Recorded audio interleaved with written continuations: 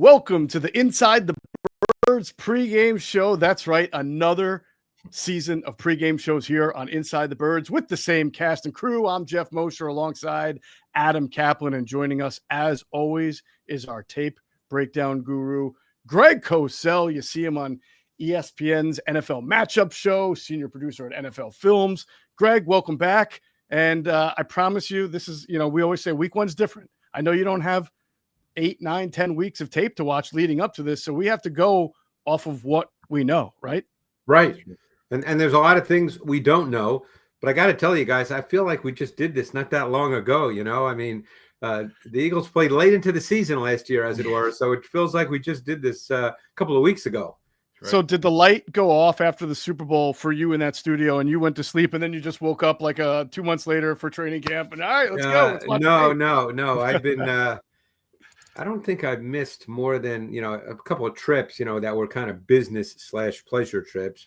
Right. But I don't think I've missed maybe more than 3-4 days in a row since the season ended of tape study, both college and NFL.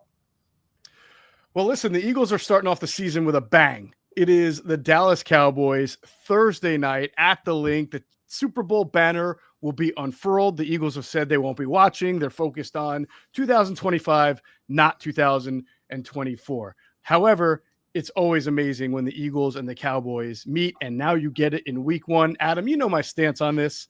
I'm more of I like the lead up of a few weeks before we get Eagles Cowboys, but I will say week one is fun for the fans, and I know that the stadium will be rocking, especially when that banner gets unfurled. But it's also a chance to get a good look at one team that's trying to defend the Super Bowl and another team that's really trying to bounce back from a really rough year that has high expectations. Yeah, when you've got the first game of the season, the networks, in this case would be NBC, this is what they wanted. I was on that media call when the schedule came out, and look, we could debate what games should have been there, but you're going to get great ratings. It's Dallas. They still have a big name. There's no question about it. So, yeah, with Dallas, it's kind of a renewal of kind of what they want to be. They see where Philly is. Jerry Jones has talked about it. He's actually been quite complimentary of the Eagles, surprisingly. But you've got a new head coach, one that shocked fans and former players of the Cowboys, Brian Schottenheimer. And we'll get into what we think this thing could look like offensively. In fact, we have a pretty good idea what Schotty wants to do. But no Micah Parsons, Geoff. That is the story here to me. It's hard to believe they made that trade last week. Hard to believe.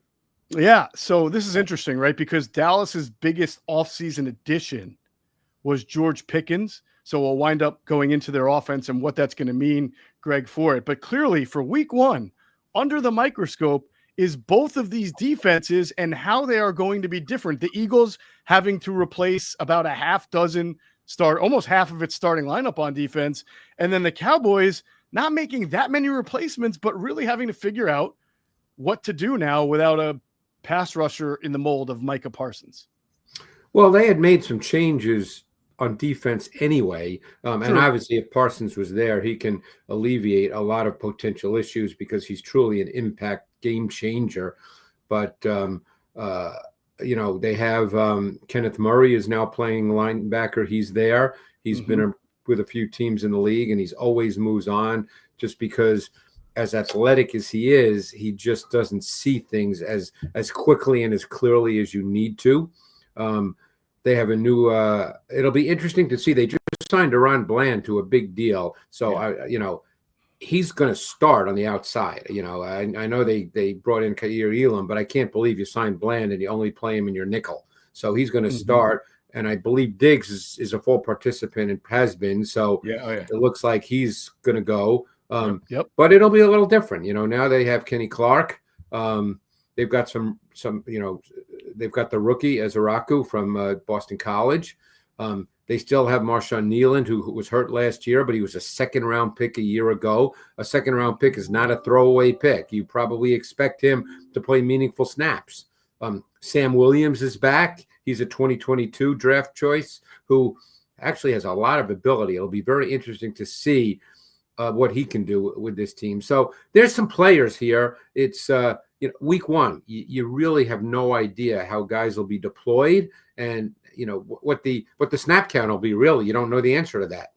Right. Well, we're going to do real quick. We're going to do what we always do on this show, and that's break it down from every angle, from the Eagles angle, from the Cowboys angle. And of course, the Eagles are 7.5-point favorites. Last I checked, over the Cowboys at home. And that's a pretty big line right there, especially to start the season. And for those who care about these things, and I know a lot of people out there do, the Eagles are also heavy favorites to repeat as NFC East champs, something that hasn't been done in the last 20 seasons. And all of that stuff, all those stats and odds make me think about that one guy in the chat group, the group chat, I should say, every year, who hits that 5-leg parlay in week 1, and then he doesn't shut up about it for the rest of the season.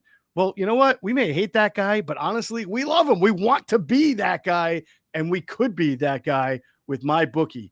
MyBookie makes it stupid easy to get in on the action, whether it's the NFL, whether it's college games, super contests. You got survivor pools going on. You can get all the spreads, the player props, and in-game lines you want under one roof with MyBookie. And if you're new to MyBookie, you want to listen real closely here. Use our code, THEBIRDS, all one word, THEBIRDS, and any bet you choose, up to $500, is fully covered. Make your play, and if it doesn't hit, you get it right back when you opt in using your bet back bonus token. There's no better time to jump in and no better place to play. Football is back, and let's make some money with MyBookie. Adam, you're not that annoying guy in the group chat all the time, just sometimes. No, I'm not a big group chatter guy. Yeah. What were you going to say about this matchup? Oh yeah, so something that Greg said in passing. So I remember when we were previewing the division with Greg. It was kind of known that Kyer Elam was not a good fit for Buffalo's scheme. Greg, you were talking about that. He's more of a man corner. So to me, I mean, you've seen Eberflus's defense. How does he fit? Well, Eberflus has not been a heavy man corner coach, but I would say that Diggs is probably better as a man corner as well. So you would have to assume that they knew this when they hired Eberflus. So whether he's going to make a change, look, coaches do that. I mean, I remember Robert Saleh with the 49ers back when he came there initially. His background was Seattle. That's how he started in the NFL, and he was on the staff with the Legion of Boom, and it was all cover 3, as you and I'm sure many others recall. And then he started that way with the Niners and saw the way the league was evolving and started to play a ton more of split safety just because the league was evolving. So, it's very possible that we'll see more man coverage because there's no question Diggs is better at it. Like I said, Bland, they just signed to a big number, so I can't believe he's only going to play in the nickel. Although he's a better off-coverage corner than he's a press man corner because Bland is much more of a keyer and a cluer than he is a press corner. But Elam is clearly better as a press man corner and is not a very good zone corner, which is one reason, Adam, as you just suggested correctly, that he did not work in Buffalo because they play a lot of off coverage. So interesting that you bring this up, the changing that a defensive coordinator will do to adjust, because Matt Eberflus, if he were to change some of the way he ordinarily has schemed, he wouldn't be the first guy to do that. That's what Dan Quinn did, right? When he got to the Cowboys, he was known as the cover 3. He was the Legion of Boom guy too, and they started playing a ton of press. Right. So good coordinators cater to the strength of their personnel, and we'll see exactly what Matt Eberflus does here. The last time he was a defensive coordinator was with the Colts before he became head coach of the Bears. So let's stay on this theme then of Cowboys defense, Eagles offense against it. Kenneth Murray, you mentioned as an addition, a little light there at linebacker, hasn't really lived up to first-round billing. I was asked, Greg and Adam, in an interview with our 97.3 ESPN partners, if I felt that this would be the first sign of the Eagles moving toward a passing game a little bit more, or is this going to be run? And I said, well, based on the Eberflus history, if he's going to play 2 safeties deep, or if they're going to be light at linebacker, why wouldn't you run the ball against this Dallas defensive front? Am I crazy for saying that, Adam? Well, can I just jump in real quick? Yeah, go ahead. Eberflus's history, and I've in speaking to people around the league, offensive coaches, is, and again, things can change. So I don't want to sit here and have people think this is what he's going to do. And we know for a fact, because we don't. But his history has been that he's somewhat predictable alignment-wise on first and second down. But on third down, you do get a lot of different things. So if he gets you in third and pure pass, you will see more different things. Now, let's remember one thing.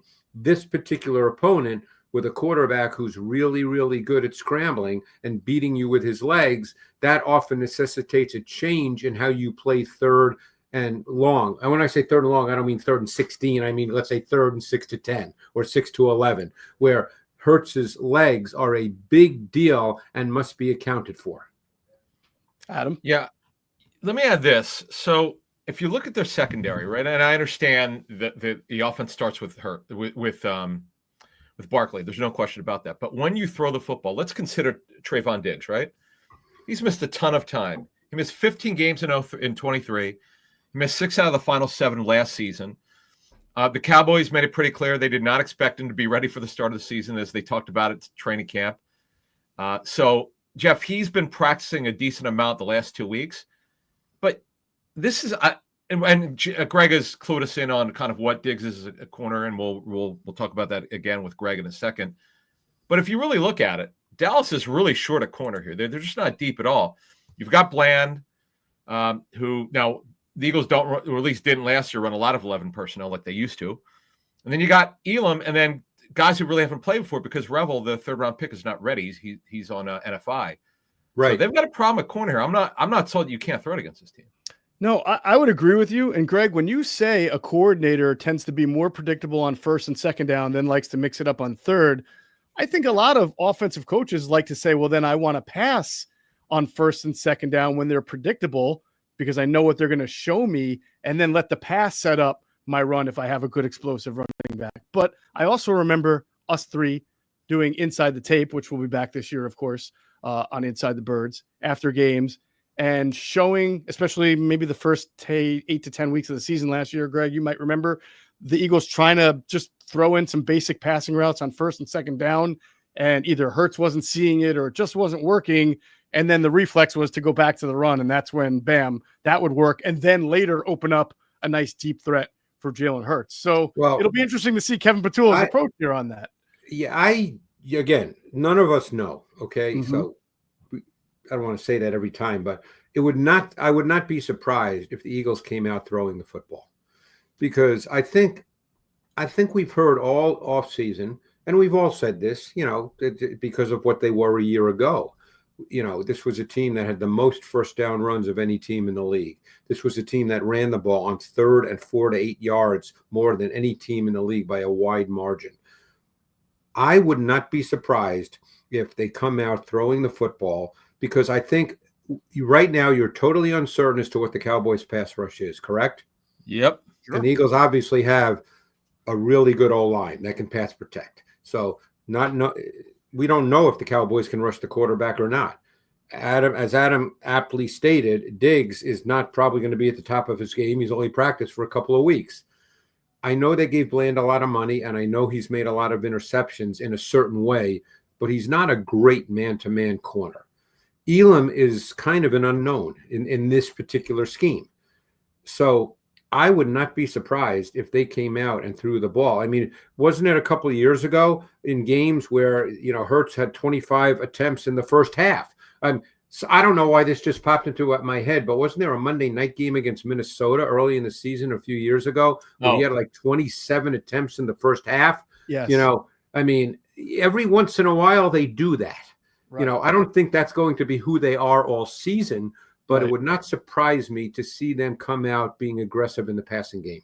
Adam, your favorite game last year was the Steelers game, wasn't it? For that reason, they came out, they threw the ball, they went no huddle right off the bat, they threw the ball some more. Hurts was really good in that game. Like that was, I thought, one of his best games of the year as far as the pass game. I don't want to say just him, the pass game. Right, he even made really good tight window throws that game. That was it. Yes, that's what I was going to get to. He actually, as much as it's with so many new people, you start going. I love the point you just made, Jeff, about the no huddle and the tempo. You could easily see that this is a veteran offense. Okay, the Eagles really have very few Do they have any new players on offense? Really? They do not. They don't have. You mean like Darius Cooper's new, Yeah. but he's not going to play much. Yeah. Right. No, I'm talking about of their main guys. Yeah. Even Right Dean guard. has played a lot of snaps. He's a new starter, but it's not as if he's not played meaningful snaps. Mm-hmm. So they have no new players as their main group on offense. They can come out and go no huddle tempo without any issues of communication against the Cowboys defense with a lot of new pieces, a lot of players that haven't practiced. And now you're putting a real burden on their ability to communicate. And that would not surprise me at all. Right. And of course, Adam, we saw it in the Super Bowl too. They had a plan to try to shut down Saquon, Steve Spagnuolo being they, and Jalen Hurts threw it, and he threw it with conviction. Yeah. The matchups now, obviously, with Kenny Clark and Jerry Jones is obsessed with stopping the run. I don't know how many times he said it in his press conference, but Greg talked about it when we reviewed the trade. Greg said Kenny Clark's a good player, but he's not quite what he once was.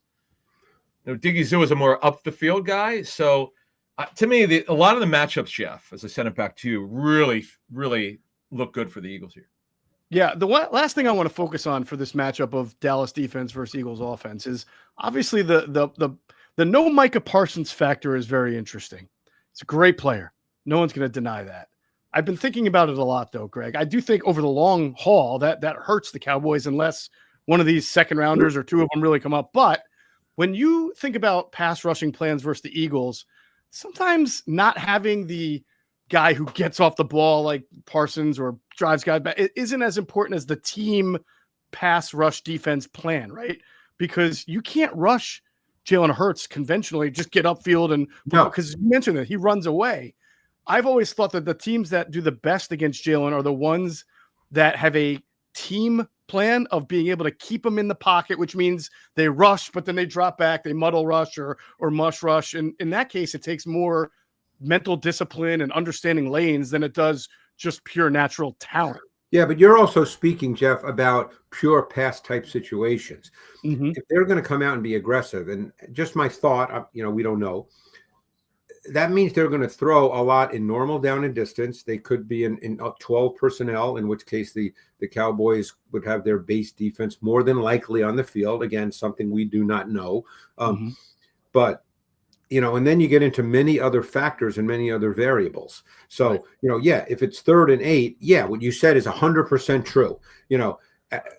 And even though Hurts can obviously beat you throwing the ball, the feeling would still likely be that you'd rather keep him in one spot where he's there as opposed to have him run. There's been so many plays over the last number of years where he's just demoralized defenses on 3rd and 8 and 3rd and 9 leaving the pocket. I mean, the Super Bowl in that third quarter, he had 3 of them against, one of the best coordinators in the game, probably a Hall of Fame type D coordinator and Steve Spagnuolo, So, that's the plan all the time when you play Jalen Hurts, I would imagine, on 3rd and pure pass. But if the Eagles come out aggressively, then it's a whole different animal. Then you probably don't have your pass rush group in the game. You're playing differently. Your play calls are different on defense. So, it's going to be interesting to see how the Eagles come out. I can tell you this right now. I think that the Eagles, every team would love to play like, be in this situation, but you can try to be in this situation. It would not surprise me if the Eagles come out in this game and try to get ahead 17-0 and then rear back, rush the quarterback. We'll get to the Cowboys offense in a minute, but it ties into that. But I mean, it would not surprise me if that's the way they saw this game. Got it. All right, let's transfer. Let's flip the sides and talk about the Eagles defense versus the Cowboys offense. First, you have to hear a word from our great friends at Sky Motor Cars. Make sure you go out, nice sunny day, go out and visit Sky Motor Cars out there in Westchester, PA. Tell them Adam and Jeff sent you. You will get a great deal. If you can't, certainly take a look at their inventory at skymotorcars.com. All right, so this will be a big game for the Eagles defense unveiling. We're expecting Adoree Jackson, obviously, to start at corner. We'll see what happens with safety. The good news is we should have done the injuries at the start. That's my fault, but everybody is good to go except for Tanner McKee. So we already knew that McKee was going to be out and everybody else will play. Landon Dickerson will play, and Andrew Makuba could see and should see some time because he is eligible to play. So Adam, what are your expectations for a defense that is going to be featuring a lot of new starters? It's gonna be fascinating because if you just take a comprehensive approach of this football team, they're loaded on offense. They could have the number one offense in the National Football League. I mean, that's how talented they are. But defensively, with so many changes, Moro Joma, first-year starter, right? Jahad Campbell, a first-year starter, he's a rookie, who I know Greg talked about on our last show. He loved the inside the tape. He loved the way that Campbell's tape looked from the preseason. Jalen Hunt, a first-time starter. Dory Jackson starting. What's he have left? Sidney Brown initially will start, but we know it's going to go to Makuba. Sidney Brown, really not a great fit for this defense. He's more of a box player. There are a lot of questions here. I mean, and depth, at edge. There's so many questions now. I know if people like to bring this. Oh, they had so many questions last year, and look how great they were. It's a different season. Yeah. You're making a general statement on they're two completely different things. You're talking about different football players asked to do different things. So it's interesting. Are we going to get all the answers week one? No. Look, I mean, quite frankly, they didn't start to get the answers till they shut down Clint Kubiak and the Saints offense. As Vic talked about, it took him 4 weeks. So I think we got to be careful of overrating week one. But I think it's fascinating because there's been a lot of changes, and sometimes change is good. Yeah, no doubt. Speaking of change, Greg, Vic Fangio mentioned that he was working Quinyon Mitchell at both right and left corner this training camp in the event that he may want to use a guy to shadow another guy if the situation presents itself. I feel like in years past, Eagles Cowboys would have been perfect for that situation because CeeDee Lamb was really their only guy that you would really worry about catching 8 to 10 passes and going off. They've always had some, Brandon Cooks is okay, but Lamb's their star. But now they add George Pickens to the mix. He is a true natural X and a very talented receiver. I can't imagine, and I'll ask you this though, that this would be the game where we would see Quinyon follow one receiver around, and then somebody else is just going to have to take turns on Pickens. Likely not, because you have to remember, 72 of Lamb's 152 targets came last year in a slot alignment, and he's a movement motion receiver in the Cowboys offense. Because don't forget, Broughton Schottenheimer was there last year. So, it's still his offense. So Lamb is not a guy who lines up predominantly in one spot. And I would doubt very much that Mitchell's going to start going inside to follow CeeDee Lamb. Right. That won't happen. And Pickens, he's a true boundary X. Now, again, does that mean 100% of the snaps he'll line up at boundary X? No, nobody's 100%. But he's a true boundary X. And it allows them to play Lamb as what he does best, which is move around. He's really good at that. So is it possible that Vic could see Quinyon Mitchell matching up to Pickens on the outside, regardless of what side the boundary X obviously lines up to the boundary, but then it depends on what hash mark the ball is on. Mm-hmm. Could Quinyon Mitchell do it? Yeah, because Adoree Jackson's not big, and Pickens is big. So could it happen? I don't think it would happen every single time he's the boundary X. It could very well be a function of what the defensive call is. But I could see that happening in this game just because Pickens is, again, we don't know the personality and the character and all that. That's not what we're discussing. But as a pure physical talent, he's a pretty special player. And at 6'3", the way he moves and the way he can go up and get the ball, that would be a tough assignment for Adoree Jackson. Yeah, it would be. I mean, it seems like Dallas finally, Adam, has a bunch of Jake Ferguson healthy. He's always had a good rapport with Dak Prescott. This feels like one of the more well-rounded passing attacks in a while. But Adam, what is the situation at left tackle for the Cowboys, and what would you expect because of it? Yeah, he had that odd fracture. They first thought it was an ACL, but it wound up being much less of an injury, but enough that he missed a decent amount of camp. But now he's healthy. He's cleared. He'll start. Something happens. We talked about this earlier this week. It would be Nate Thomas, who was a 7th rounder last year. Greg, what did you think of Tyler Guyton's tape last year? I don't remember it being great. Funny. I watched him. I watched a lot of Cowboys this week, believe it or not. In preparation for this as well. But just I've been going through. I have like 65 pages of notes on everything I've watched over the last 3-4 weeks in the NFL. I kind of liked what I saw from Tyler Guyton. I think there's a lot there to be a good player. He's very athletic. He kick slides really well. He moves his feet well. He needs, again, I don't know how he's taught to use his hands. I don't know the answer to that. The issue that he did have at times is that guys did get inside of him, and he needs to get stronger. He needs to develop a better anchor. None of this is surprising to me since he went to Oklahoma as a tight end, and he was only a one-year starter at tackle. So none of this is surprising, but he definitely needs to get better in terms of strength and anchor. But he moves really, really well. And to be honest with you, I was kind of surprised at that. I came away feeling like, oh, there's a lot there. I probably shouldn't have been surprised he was a first-round pick. Then I think a lot of teams would have taken him in the first round. I don't think it was a big surprise that he went in the draft where he did. But still, the big question you face, both with Guyton and with Terrence Steele, who's been very up and down at right tackle, and this is critical, is can they pass protect one-on-one in pure pass situations? Now you get back to Nolan Smith, Jalix Hunt, whoever else the Eagles put out there on the edge. Can they do that? Because there's going to be third and long plays, second and long plays, and they're going to have to pass protect one-on-one. So that becomes a factor. We don't know the answer to that. No, I think that actually is a big determinant in whether this game is going to be a shootout type of game or if it's going to be a little bit more of a grinded out type of game.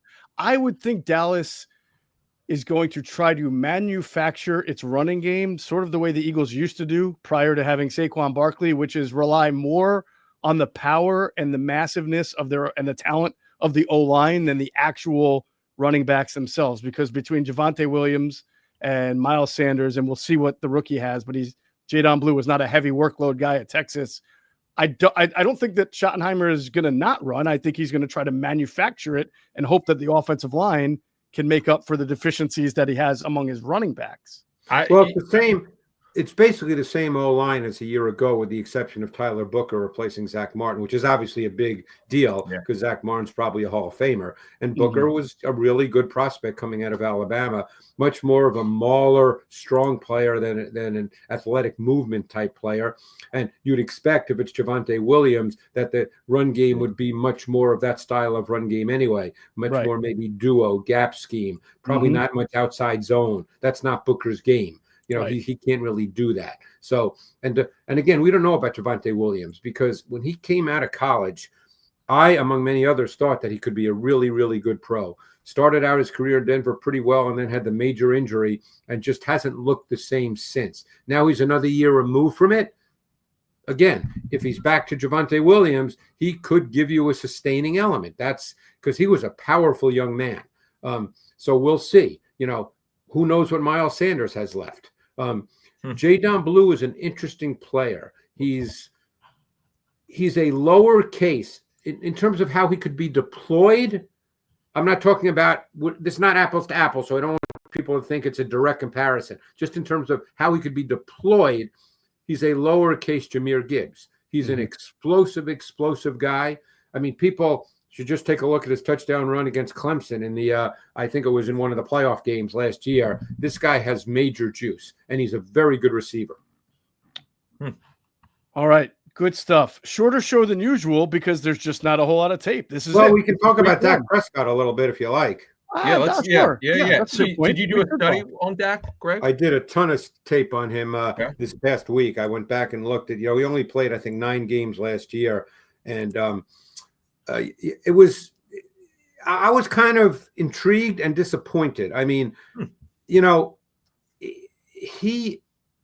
I almost felt watching those 9 games, I felt like there was something wrong with his lower body. He's been injured a lot, and he's 32 years old now, and he did not look like a comfortable thrower. He showed a strong tendency to initially lock his front leg as he started his delivery. That often led him to have to lift it off the ground and kind of pull it back as he finished his delivery. So he didn't really transfer his weight. He didn't really have core torque. He didn't drive the ball the way you would think. He really needs to be balanced with his feet and a firm base to deliver the ball well. And he overstrides at times. I mean, he didn't look to me the way I remembered him looking. And it made me think, is it age? Is it a function of having so many injuries? He's kind of tight-hipped and heavy-footed. That's what he looked like on tape. So I'm really curious to see him in this opening game, coming off an off season where he had no injury. What was his injury last year? Hamstring, right? Was it hamstring last year? Yeah, I think it was a hamstring. Yeah, it was Did he have pretty a full bad, off yeah. season, Adam? Do you know? I'm sorry? Did he have a full off season? Was he okay? Yes. So, with a full off season, I'm curious to see him because he just looked like his lower half watching his tape from last year, quote unquote, before the injury. He just looked like an older quarterback who just was not comfortable. Wow, that is interesting because he had made such strides the year before. Yeah. The year before, he was second in the MVP voting, I believe. I think you're right. Yeah.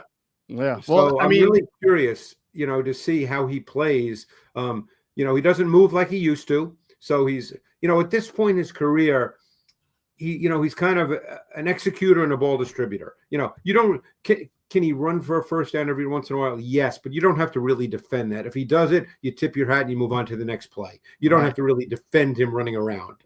Yeah. Yeah. Well, it seems like the Cowboys, Greg, did their best to be able to give him more to work with if he's going to play like that. He needs space to deliver the football. Right. And one thing I noticed, and I'm sure if I noticed, I'm 100% sure if I noticed it, he throws the ball better to his left than his right because he's kind of open that way. When he had a cross, that's where I thought his tight hips and his heavy feet kind of really showed up when he had to kind of cross his body and throw to his right. Yeah. Adam, you wonder if part of that Parsons trade to get those picks was future quarterback in mind to be able to either package those picks. Exactly what I thought watching the tape, Jeff. Yeah. Well, could be. Look, they're hoping as Raku, not that he could be Micah Parsons, but by committee that they're going to be better. This is a fun game. It's week one. You were saying this to start. We'd all rather see this later in the season. It is what it is, but I clearly see why the Eagles are favored. They should be. And I'd be very surprised if this thing is 3 points or less. I really do. Yeah. All right. Well, hey, I like what you're thinking because we're going to get to the part of the show that everybody loves the most. That's where we give our outcome and prediction and game. I'm ready for you this week, Jeff. I'm ready for you. You have studied. Greg has studied. All right, Greg. We'll start with you then. Who's winning the game and who's going to be the MVP? Jalen Hurts is going to be the MVP because I believe they're going to throw the football. Okay. And I believe they're going to throw it well. And I think the Eagles are going to win this game 34-17. Nice. All right. That's a big, I think the people would be happy with that. Very convincing win. Adam, who do you got? Yeah, I've got it 30-17 Eagles. 30-17. Okay. Yeah, I know it's around the over-under total. Week one, more often than not, the numbers go under. But, man, with Dallas's problems on defense and the cornerback opposite Mitchell, there's some – I'm very interested to see how the Campbell plays Thursday night and just all the guys that are having to play.